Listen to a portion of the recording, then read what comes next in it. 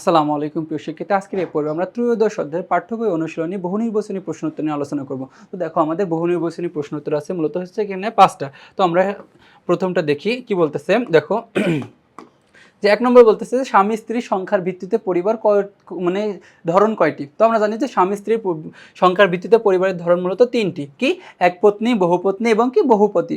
আচ্ছা, এরপরে ২ নম্বর কোশ্চেন কি বলতেছে যে ২ নম্বর বলতেছে বাংলাদেশে যৌথ পরিবার ভেঙে যাওয়ার কারণ কি ব্যাখ্যা করো। যে বাংলাদেশের যৌথ পরিবার কেন ভেঙে যায়? তো জানি আমরা যে বাংলাদেশের পরিবার মূলত দেখো দারিদ্র, জনসংখ্যা বৃদ্ধির কারণে, আর ২ নম্বর শিল্পায়ন ও নগরায়নের কারণে। মূলত এই দুইটা কারণে বাংলাদেশের যৌথ পরিবার কি হচ্ছে? ভেঙে যাচ্ছে। তার মানে হচ্ছে কি ক। আচ্ছা, এরপরে ৩ নম্বর কোশ্চেনটা কি বলতেছে যে কর্তৃত্বের ভিত্তিতে পরিবার কয় ধরনের হয়ে থাকে? আমরা জানি যে কর্তৃত্বের ভিত্তিতে পরিবার মূলত ২ প্রকার।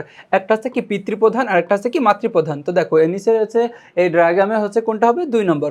আচ্ছা, এরপরে নিচের উদ্দীপকটি পড়ে ৪ এবং ৫ নং প্রশ্নের উত্তর দিতে বলতেছে। দেখো যে রোকসানা ও রহিমের পরিবারের সদস্য ৫ জন। রহিমই তার পরিবারের সকল কাজের সিদ্ধান্তে অংশগ্রহণ ও মতামত প্রদান করে। তার মানে কি এখানে বুঝতে পারছি এটা হচ্ছে কি পিতৃপ্রধান পরিবার। তারপর বলতেছে অন্যদিকে ইদুংপ্রো ও মংপ্রো পরিবারের ৫ জন সদস্য। ইদুংপ্রো তার পরিবারের সকল সিদ্ধান্ত নেয়। এখন দেখো কি সকল সিদ্ধান্ত নিয়ে থাকে। এখন রোকসানা ও রহিমের পরিবারের কোন ধরনের পরিবার? তো এটা মূলত কি দেখো পিতৃপ্রধান পরিবার। কি প্রধান পরিবার? পিতৃপ্রধান পরিবার। আচ্ছা, এরপরে বলতেছে রোকসানার পরিবারের সাথে ইদুংপ্রো ও মংপুর পরিবারের কোন বৈশিষ্ট্য মিল পাওয়া যায়? আচ্ছা, আকারগত মিল পাওয়া যায়, বংশগত মিল পাওয়া যায়, নাকি উত্তরাধিকার সম্পর্কিত, নাকি ক্ষমতা ও কর্তৃত্বের মিল পাওয়া যায়?